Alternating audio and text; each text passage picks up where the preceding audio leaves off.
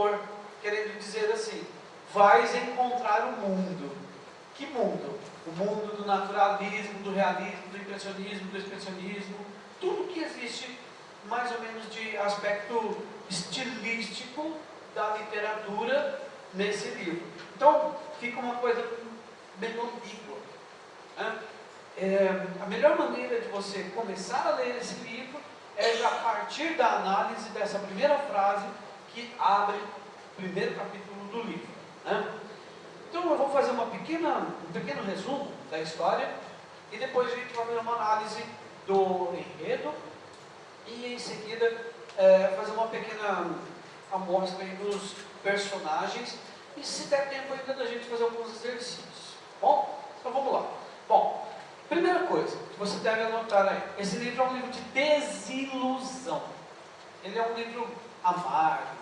Ele não traz nada de, assim, muito, uma boa perspectiva da vida. Porque o rapaz, o menino, né? Ele vai contar os 2 anos que ele passou no colégio, o Ateneu.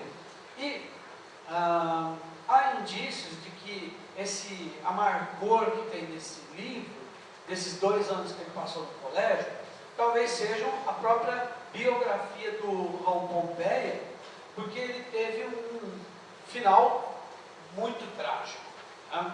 Raul Pompeia suicidou-se numa noite de Natal. Falando do autor, tá? Ele suicidou-se numa noite de Natal. E há também indícios de que ele era homossexual e não se aceitava. Então ele tinha sérios problemas de relacionamento com a sociedade. Ao mesmo tempo, ele era uma pessoa descontente com o aspecto político do Rio de Janeiro, do Brasil, né? Então a amargura já está presente no autor. Consequentemente, você percebe que isso já é um espelho da obra O Ateneu. Então o que acontece? Vamos começar no começo da história, né? No primeiro capítulo já mostra a entrada do aluno Sérgio. Sérgio é o protagonista, o personagem principal. E ele vai entrar para o colégio. Nessa entrada ele vai conhecer o diretor, que é o Aristarco.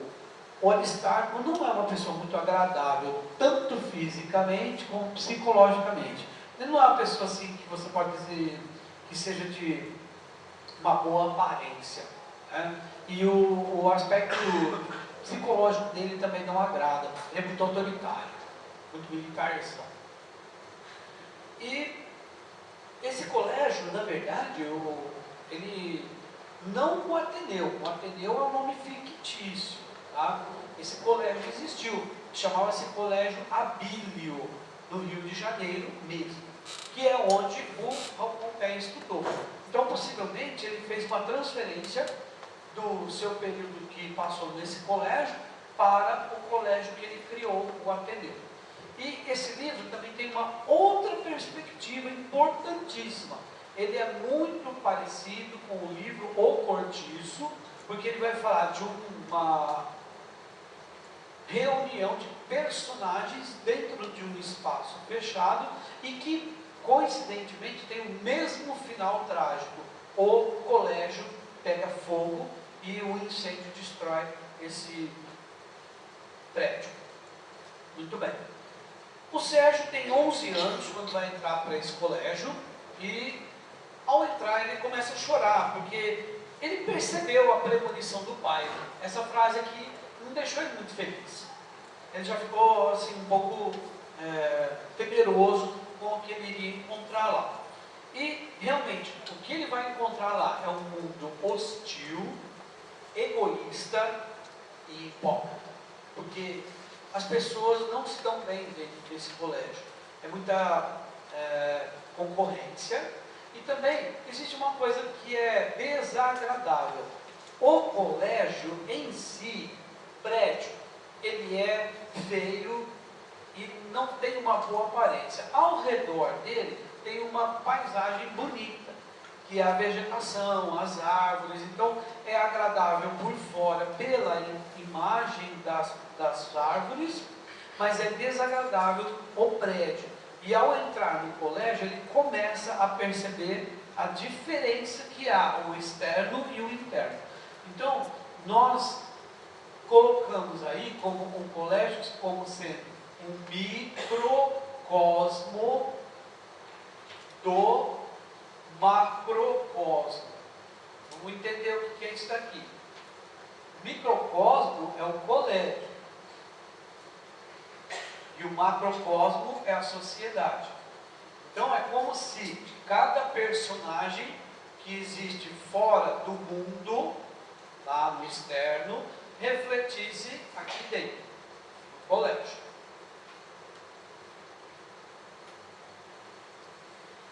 Muito bem.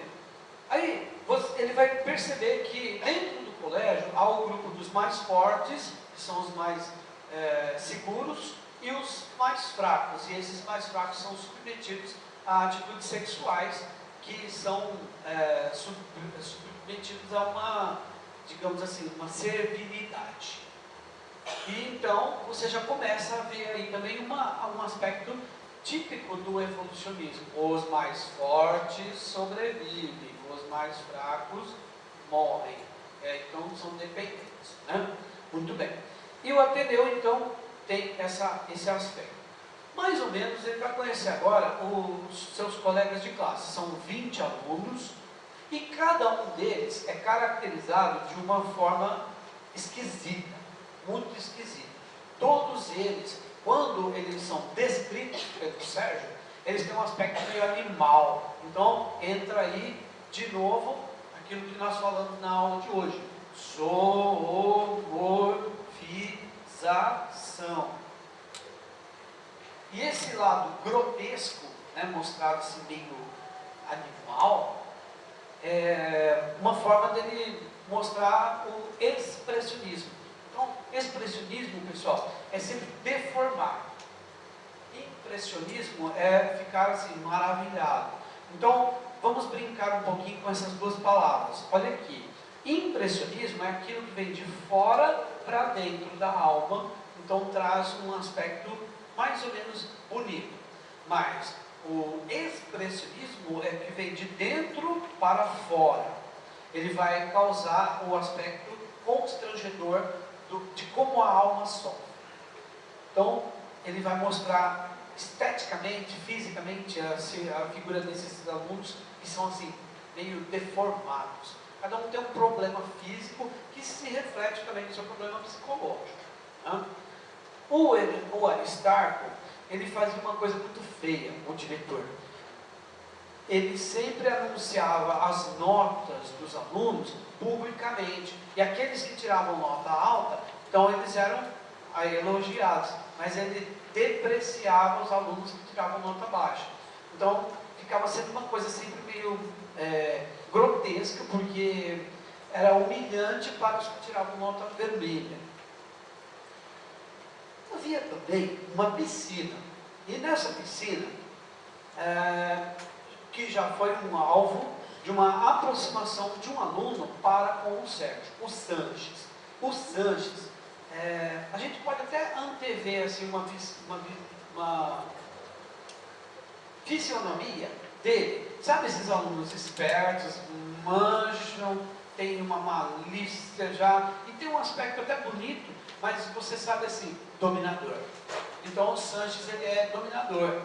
E o Sanches jogou o Sérgio na piscina, e o Sérgio quase se afogou, e ele mesmo salvou o menino, e praticamente, ele, com essa brincadeira de jogar o menino na piscina e depois salvá-lo, acabou sendo o seu dominador.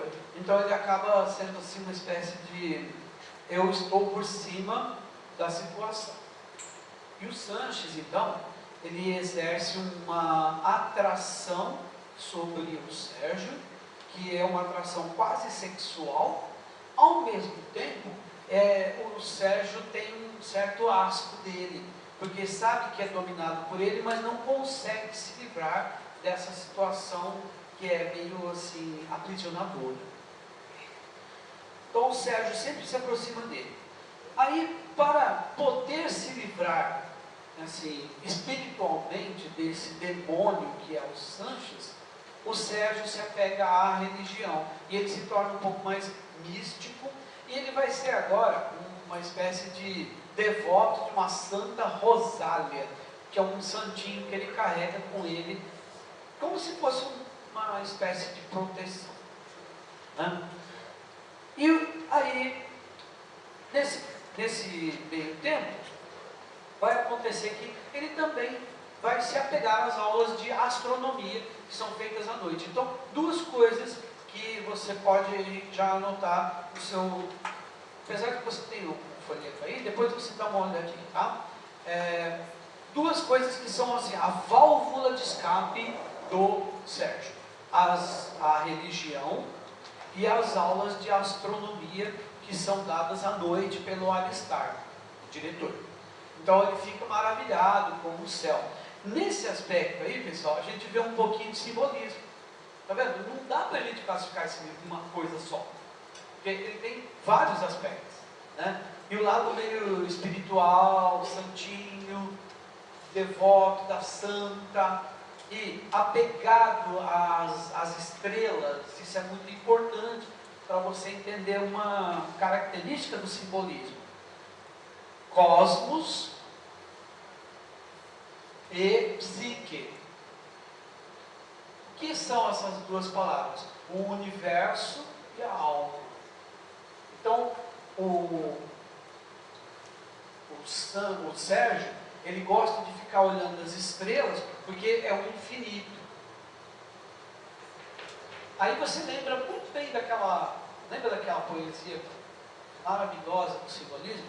Quando Ismael enlouqueceu, pôs-se na torre a sonhar, viu uma lua no céu, viu uma lua no mar.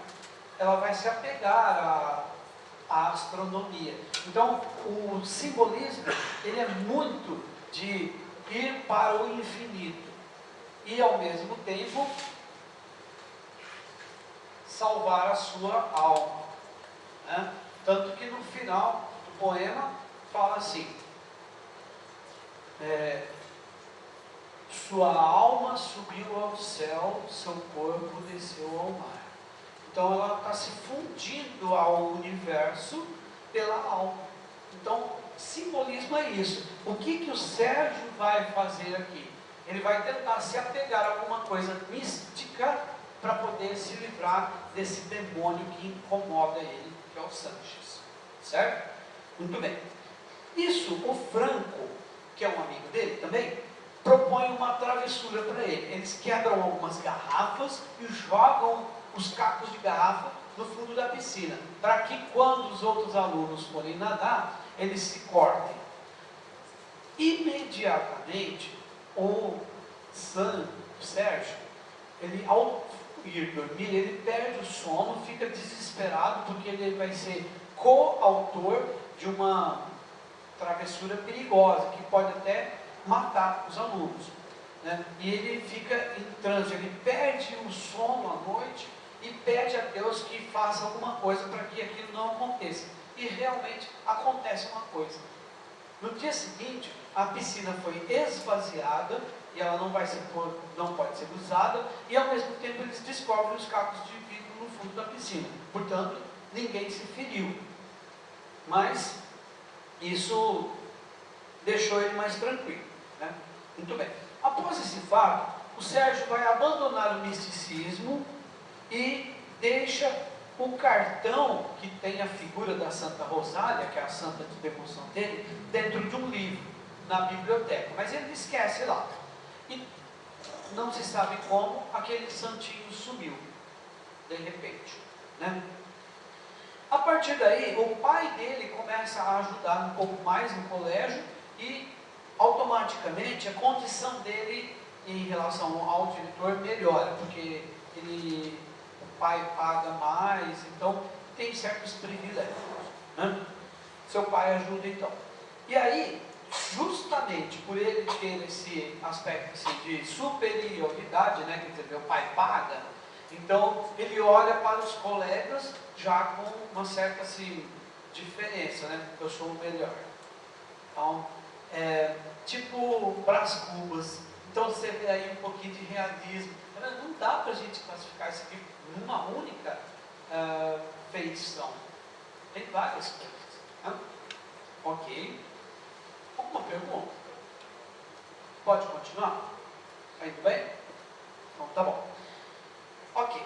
Aí funda-se o Grêmio, e o Grêmio literário, né? E aí vai surgir um personagem que é um grande destaque na literatura, Nearco.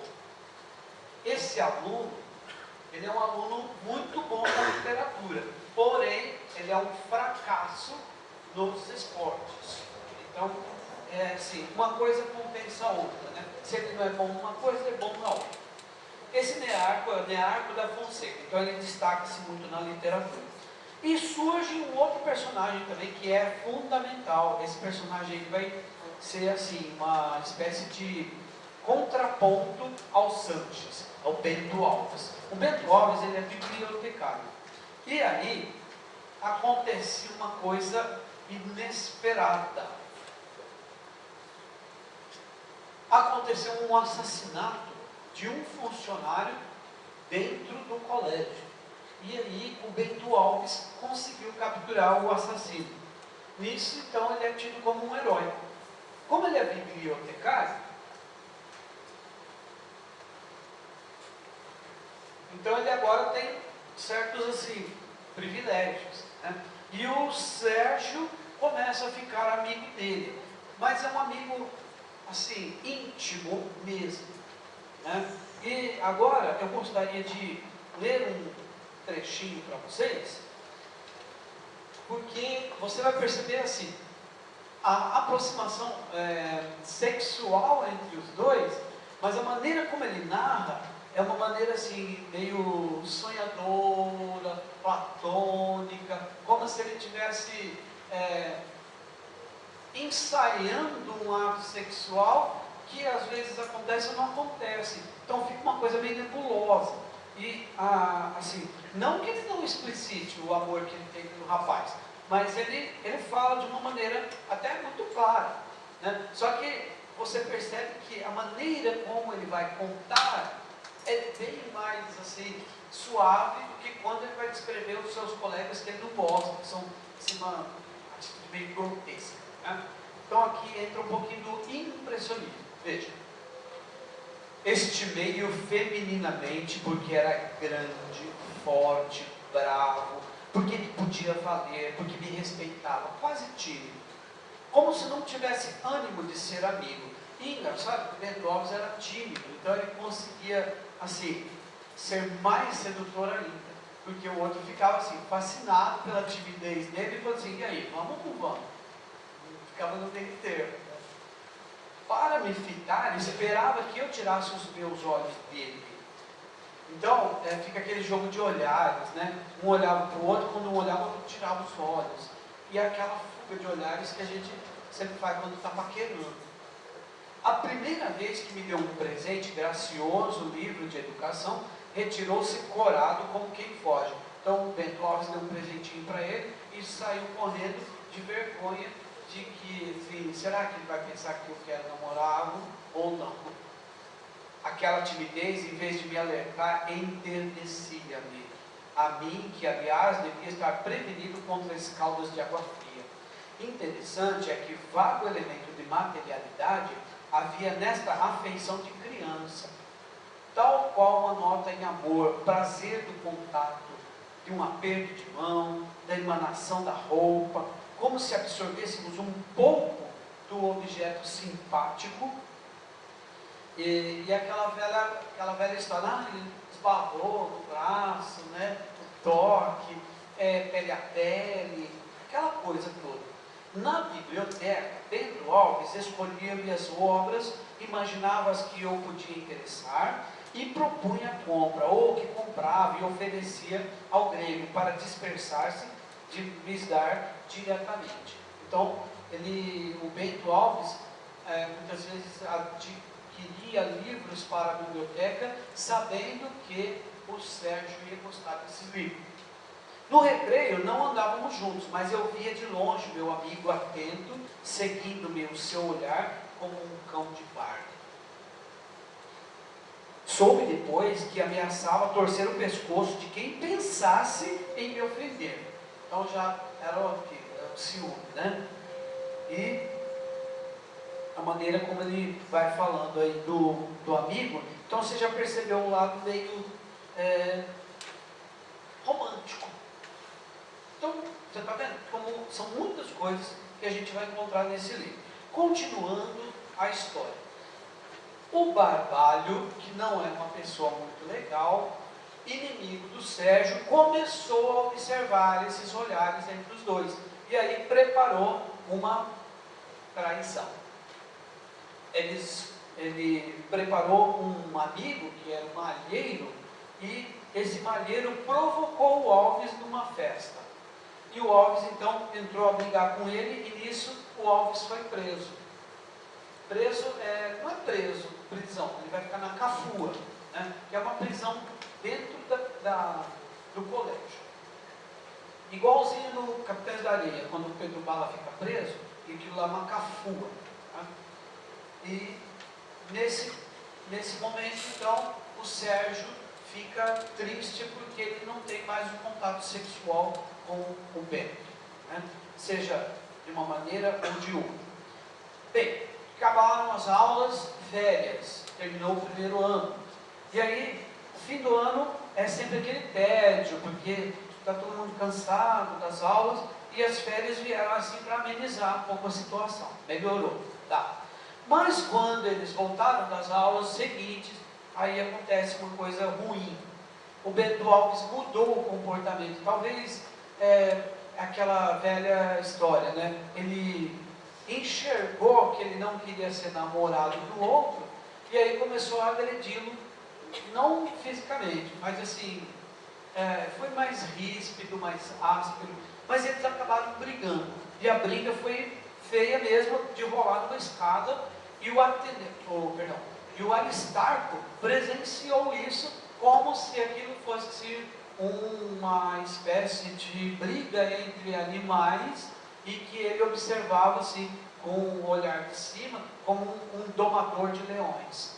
O Aristarco, ele é pérfido.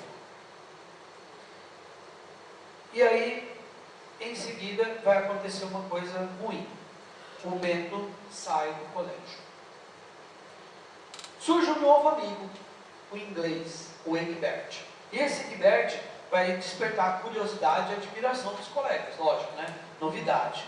Chegou um menino novo e tal. E aí o Egbert e o Sérgio começam a ficar amigos, e eles vão ser convidados a jantar na casa do Aristarco. E é nesse momento que vai aparecer um personagem nova. Não é nova na história, né?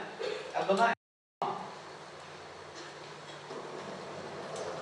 A dona Emma é a mulher do Aristarco, esposa dele, né?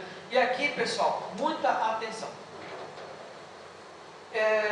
Alguém já deve ter ouvido falar de um livro chamado Madame Bovary, né? Madame Bovary é a história de uma mulher chamada Emma Bovary, e ela vive o mundo do romantismo. Porém, ela se casa com um médico e ela se decepciona, ela arruma um amante, ela fica endividada e não tem como esconder do marido, os credores batem na porta, cobrando, e ela está endividada até o pescoço de tanto vestido, perfume, sapatos, roupas que ela comprou, para poder se encontrar com o amante. Marca uma fuga, mas no fim, no último dia, quando eles vão fugir mesmo, ele desiste e ela fica sozinha. E nessa solidão, então ela se mata, tomando veneno viário também, né? Comprou na farmácia. Até a morte dela, ela está devendo ainda. E aí, está lá no SPC. Aí é a Emma Bovary. É o símbolo do romantismo na França, que precisava morrer porque já estava nascendo o realismo. Da mesma forma vai acontecer uma espécie de atração do Sérgio pela Emma. E ele vai ficar assim meio ressabiado, porque ele confunde a ideia dessa mulher como sendo uma mãe e ao mesmo tempo uma mulher, uma amante. Então ele não sabe definir se ela é uma mulher ou se ela é uma mãe, né? E nesse meio tempo aí, o Egberto esfria a sua amizade com o Sérgio. Há uma mudança e o Sérgio vai passar agora para o dormitório dos meninos maiores. Ele vai dormir no dormitório dos grandões. E aparece uma outra personagem também, que vai deixá-lo mais encantado ainda. A Ângela. Veja que interessante. Ângela quer dizer anjo, mas de anjo ela não tem nada.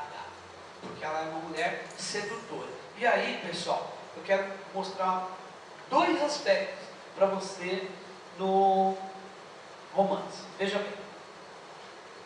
Quando ele vai falar da Emma, ele fala de uma maneira bonita, romântica e assim, bem suave. Mas quando ele vai falar da Ângela, ele fala dela como se ela fosse uma mulher vulgar. Então ela mostra os braços. E nessa época, acho que você já deve ter ouvido falar de um conto, Machado de Assis, chama Uns Braços, né? A mulher, na época do século XIX, ela nunca, em hipótese alguma, poderia fazer isso aqui, mostrar os braços, porque era uma espécie de vulgaridade. A mulher tinha que sempre estar com os braços cobertos e as pernas também, e jamais mostrar um pedacinho da perna que ficasse entre o sapato e o vestido. Se isso acontecesse, nossa, meu Deus, era loucura.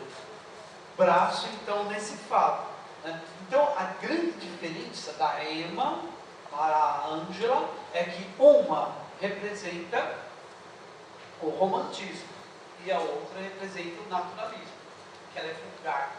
Então ela é muito sensual, dada, assim, muito assim, oferecida, né? Então a maneira, você percebe direitinho o estilo dele. Quando ele fala da Emma, ele fala com um encanto, como se ele estivesse falando de uma mulher romântica. Mas quando ele fala da Ângela, ele fala de uma maneira meio grotesca, porque ela é muito oferecida. Muito bem. E aí acontece uma coisa inesperada. O Franco, aquele que convidou ele para quebrar as garrafas e jogar na piscina, ficou doente e está de cama. E aí o Sérgio foi visitá-lo e disse: vai passar, tudo bem, aquela coisa que a gente fala quando vai visitar um doente, né? Mas ele foi visitado também 2 vezes pelo médico, e o médico não garantiu a situação de saúde dele. Tanto que alguns dias depois o Franco morre. E ao tirarem as coisas dele, ele foi enterrado, tiraram o colchão e debaixo do colchão caiu um papel, que era o santinho que sumiu da biblioteca, aquela figura de Santa Rosália. Ele tinha roubado do livro. Então é uma espécie de apego também, de misticismo. Muito bem. Aí começam os preparativos para o encerramento do 2º ano, e aí o Sérgio fica doente. Nesse momento vai acontecer uma coisa também inesperada. A única mulher que vai cuidar dele é a Emma. E nesse momento você vai perceber novamente que ele vai falar dela de uma maneira muito terna, muito carinhosa. Veja. Agora eu pediria que a gente mostrasse 2 quadros, antes de eu falar do livro, a gente vai ver uma cena impressionista e uma cena expressionista, para você gravar essa imagem de como ele falava da Emma e de como ele falava dos seus colegas. Né? A outra, viu, Fred? Passa uma para eu te mostrar aí. Essa daqui, isso vai ser legal.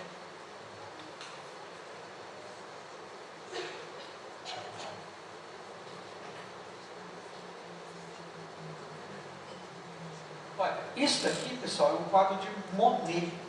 O Monet, ele é impressionista. Você nunca pode ver um quadro desse tipo aqui com uma distância a menos de 5 metros. Porque se você olhar muito de perto, ele fica feio. Principalmente com essa faixa aí no meio, né? Mas tudo bem. Então vamos lá. Aí, agora ficou legal. Ele dá a ideia de pinceladas rápidas que não são muito assim, bem perfeitas. Então, quanto mais perto você chega de um quadro desse, mais feio ele vai ficando, porque você parece que nota que o pintor fez um quadro muito rápido, mas não é isso, é uma técnica, né? A técnica do impressionismo. Então, a ideia é que você veja esse quadro a essa distância que eu estou, até um pouco mais. Vocês que estão aqui, daqui para lá, estão vendo uma imagem bonita, né? Quem está a partir daqui, está vendo uma imagem distorcida, parece aquelas imagens distorcidas de computador. Então, e note a singeleza, a pureza, o carinho que há nesse quadro. Uma mulher costurando, um campo imenso de rosas e uma criança brincando aqui, lendo um livro, né? Tá. Agora vamos mostrar outro quadro que é o contrário disso. Esse aqui é o impressionismo, tá? Esse é o impressionismo também. Vamos para o aqui. Aí, legal. Isso é o expressionismo. Ó, a deformação. E apesar de que é um quadro religioso, né? Mas na verdade não tem um aspecto assim de religiosidade. Na verdade ele está fazendo uma espécie de caricatura tanto de Deus como da humanidade. Vocês estão percebendo que as figuras parecem que convergem todas para o pé da cruz? Como se ele estivesse dizendo assim, isso é a humanidade, o globo, né? O globo terrestre. Então arredonda meio. E a deformidade dos rostos das pessoas. Isso é expressionismo. Bom? Obrigado. Então, agora não precisa pôr mais figuras. Pode descer, fazendo por favor. Ok. Agora, pessoal, vamos terminar, né? Estamos aí quase no finalzinho. E eu vou ler um trechinho em que ele vai falar, em que a Emma cuida dele, ele já está todo feliz. A primeira vez que me levantei, trêmulo de fraqueza, Emma amparou-me até a janela. 10 horas. Havia ainda frescura matinal na terra. Olha a linguagem romântica.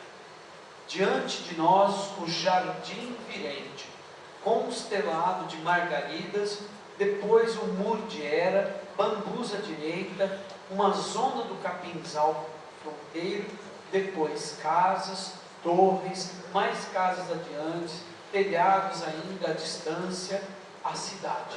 Você está vendo que ele está fazendo uma descrição do espaço externo do colégio, não é interno. Por isso que é impressionismo. Tudo me parecia desconhecido e renovado, e curioso esplendor revestia aquele espetáculo. Do jeito que a gente viu o quadro, né? Bonito, maravilhoso, e a uma distância. Vocês estão percebendo? Ele está no quarto dele e ele está mostrando o seu lado assim, encantador, né? Muito bem. Então agora, nesse momento vai aparecer um lado triste da história, que já é a antecipação do final do livro e que tem um quadro melancólico. Pode subir um pouquinho a tela, por favor?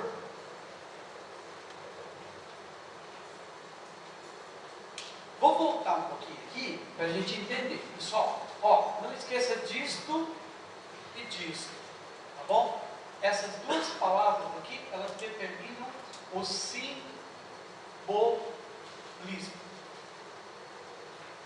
Ou seja, melancolia, tristeza. Então a gente vai agora fixar a nossa ideia nessa palavra, tá bom? A Emma está dizendo para ele que ele vai sair do colégio, ele vai se encontrar com o pai, com a mãe, ele tem uma família. Mas ela vai revelar agora para ele quem ela é. Né? E eu acredito que vocês se lembram do conto Miss Galo, Machado de Assis? Tá. É um conto de um menino de 17 anos que fica assim, apaixonado pela dona da casa, que tem 30 anos, mulher casada, o marido trai, e todos estão dormindo na casa, e cria entre os dois um clima de sensualidade e de encantamento, e aos poucos ela vai revelando a identidade dela. Mas chega no final do conto, você deixa de vê-la como uma mulher sedutora e passa a vê-la como uma mulher assim, triste, frustrada, decepcionada, que beira sim o simbolismo. Vejam como a Emma vai falar dela agora. Você ainda tem um pai, disse Emma, uma querida mãe, irmãos que o amam. Eu não tenho nada, todos estão mortos. Aparecem às vezes à noite, sombras. Olha, isso é simbolismo puro, fantasmas, né? O simbolismo adora falar da morte. Não tenho ninguém por mim, e nesta casa eu sou demais. Deixemos essas coisas. Não sabe o que é um coração isolado como eu. Todos mentem. Os que se aproximam de mim são os maiores traidores. Fecha aspas. Então, essa é a confissão dela. Né? Ela está sendo muito assim, sincera e muito íntima até, em dizer que ela não é feliz no seu casamento. Felizmente. Né? De repente, vai acontecer um grito, e aí estamos assim, a final do livro. Quando ele ouve esse grito, que ele acorda, parece que ele está tendo um sonho com a Emma, esse grito vai despertá-lo e trazê-lo para a realidade, e aí é o verdadeiro desespero, porque o Ateneu está pegando fogo, e ninguém sabe quem foi que botou fogo na escola, mas eles duvidam que, eles suspeitam que é o Américo, um menino muito estranho que chegou na escola depois e que não estava se adaptando ao sistema da escola e ficou assim, uma dúvida no ar. Teria sido ele que ateou fogo ao colégio? E aí, para terminar, última página, último momento, ele vai escrever como foi a morte do Ateneu. O Ateneu devastado, o seu trabalho perdido, a conquista inapreciável dos seus esforços, em paz. Não era um homem aquilo, era uma de profundis. Isso aqui é importantíssimo. Pessoal, de profundis ele colocou em letras itálicas.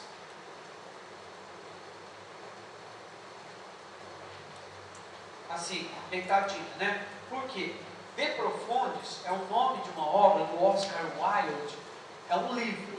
O livro inteiro é uma carta que ele escreveu para o namorado dele, e por causa do namorado, que ele era homossexual, ele foi preso.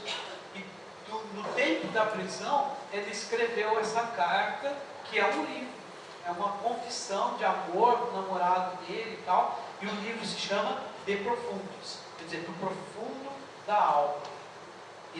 Então ele está fazendo uma comparação do desespero do Aristarco de ver todo o seu colégio queimado, como se ele estivesse fazendo um desabafo, igual o Oscar Wilde fez na carta de Profundis. Lá estava, em roda amontoavam-se figuras torradas de geometria, aparelhos de cosmografia partidos, enormes cartas murais em tiras, queimadas, enxovalhadas, vísceras dispersas das lições de anatomia, gravuras quebradas da história em quadros, cronologias da história da pátria, ilustrações zoológicas, preceitos morais pelo ladrilho, como ensinamentos perdidos, esferas terrestres confundidas, esferas celestes rachadas, borra, chamusco, por cima de tudo, despojos negros da vida, da história, da crença tradicional, da vegetação de outro tempo, lascas de continentes calcinados, planetas exorbitados, de uma astronomia morta, sóis de ouro destronados e incinerados. Você percebeu que ele faz uma descrição meio, não só detalhada, mas cheia de adjetivos, né? Isso também tem um aspecto meio assim, parnasiano, meio descrição formal, né? Para terminar. Ele, como um Deus caipora, triste, sobre o desastre universal de sua obra. Está falando do Aristarco. Aqui, agora ele vai encerrar o livro. No último parágrafo, ele vai falar dele mesmo. Aqui suspendo a crônica das saudades. Saudades verdadeiramente, talvez. Puras recordações. Saudades, talvez. Se ponderarmos que o tempo é a ocasião passageira dos fatos, mas, sobretudo, o funeral para sempre das horas. Março de 1888. Terminando, pessoal, eu gostaria de fazer alguns exercícios com vocês, para que a gente fixasse um pouquinho do enredo. E os demais aspectos aí de análise estão na folhinha. Eu espero que você leia com carinho. Eu preparei com muito cuidado. Foram dias de montagem dessa apostila, tá? Então, assim, pelo amor de Uel, não seja cruel com você. Se você não leu o livro, dá um jeitinho de ler. É uma obra bonita, maravilhosa, triste, mas assim, muito bem elaborada. Ele escreve muito bem. O autor é fantástico. Mas, pelo menos, se você não conseguir até o dia da prova, então pelo menos leia essa apostilinha aqui que eu preparei assim, com todo cuidado para você. Bom? Então vamos lá. Sobre a obra O Ateneu, questão número 1. Afirma-se o seguinte. Número 1. Foi publicado em 1888, acabamos de ver a data, né? Tá certo? Em plena época realista e naturalista, mas com características que divergiam dos modismos da época. Verdadeiro. Né? Letra número 2. É narrado em primeira pessoa por uma personagem que participa da história. Correto? Certinho. Número 3. É narrado em terceira pessoa. Não, a 3 está errada. É uma mistura de ficção e de memórias. Como ficção, retratou a realidade histórica e cultural de uma época, fazendo críticas contundentes à decadência do regime monárquico escravocrata brasileiro. Correto. Então, a número 3 está errada, então a resposta é a letra E. Agora, vamos falar um pouquinho também da número 3, é legal. Número 3. Sobre a obra O Ateneu, afirma-se o seguinte: embora pareça um diário, não há como negar uma sequência narrativa que, embora sem compromisso com o tempo linear, compõe uma história densa, guardando estreitas relações com a estrutura do romance. Verdadeiro. Número 2. O título do livro homenageia o Colégio Ateneu, o nome verdadeiro do colégio. Não, essa está errada. Número 3. A linguagem de O Ateneu faz lembrar em muitas passagens o estilo barroco, vocabulário rebuscado, preferência pela ordem inversa, uso de expressões latinas. Sim, correto. Oh, perdão, gente, eu esqueci de colocar. Ainda isso também, ó. Ele também participa do barroco. Número 4. A descrição dos personagens, salvo raras exceções, tem traços satíricos. Sim, lógico. A depreciação do ser humano é visível nos traços que fazem lembrar animais irracionais, o porco e o macaco principalmente. Sim. Então, 1, 3 e 4. Portanto, letra D de dado. Agora aqui eu vou ser um pouquinho mais rápido. A questão 4 é muito boa, viu? Uma única afirmativa não combina com o livro Ateneu. Vou falar a resposta direta, a letra C. Apesar de ter o colégio como pano de fundo, os acontecimentos importantes do livro se dão fora dele. Não, errado. Vamos para a questão número 5. As afirmativas abaixo são feitas a respeito de o Ateneu. Vamos ver. Sérgio foi para o colégio Ateneu aos 11 anos, ainda com os cabelos compridos, caprichos da mãe. Os acontecimentos são narrados pelo Sérgio adulto em tom de saudade. Verdadeiro. 2. Quando o Ateneu foi incendiado, Emma, esposa de Aristarco, misteriosamente sumiu. Eu esqueci de contar esse detalhe. Após o incêndio e aquela conversa que ela teve com ele, ela desapareceu. Ninguém sabe o paradeiro dela. Então, correto, verdadeiro. Aos pouquinhos a gente vai lembrando detalhes que passaram aí, vocês me desculpem, tá? Número 3. Jorge, filho de Aristarco, aparece uma única vez no livro, no primeiro capítulo, numa cena em que não quis beijar a mão da princesa imperial. Isso não é um detalhe muito, assim, enfatizante da obra, mas é verdadeiro. Pode pôr verdadeiro. Número 4. Sanches foi o primeiro protetor de Sérgio no Ateneu. Salvou-o do afogamento na piscina. Além de protetor físico, era também um mentor intelectual do narrador, fazendo-o melhorar nas matérias e tirar notas altas. Sim. Apesar de que ele era assim, meio ditador. Então, tudo verdadeiro. Agora, número 6, sobre a obra. Número 1, o Ateneu era frequentado por filhos de famílias ricas e de famílias pobres. Não, só famílias ricas. Então, número 2 está errado. Número 1 está errado. 2, ao receber as crianças delas, Aristarco comportava-se de acordo com a posição social do cliente. Sim. Frio e ríspido se o pai estava em atraso nas mensalidades, saudação calorosa se o pai estava em dia ou era de posição social superior. Sim, verdadeiro. 3. Os companheiros de classe do narrador são poupados das descrições satíricas. Não. Numa atitude de proteção? Não. Eles são todos escarnecidos. Então, 3 errado. 4. No colégio, os rapazes tímidos, ingênuos, sem sangue, eram impelidos para o sexo da fraqueza. Eram dominados, festejados, pervertidos como meninas ao desamparo. Correto. Então, 2 e 4, a letra C. Bom, eu vou encerrar por aqui. Agradeço a presença, tá? E espero que vocês tenham tido um bom aproveitamento. Não deu para ler tudo, mas você leu em casa e tem bastante informação aí na apostila. Bom, muito obrigado.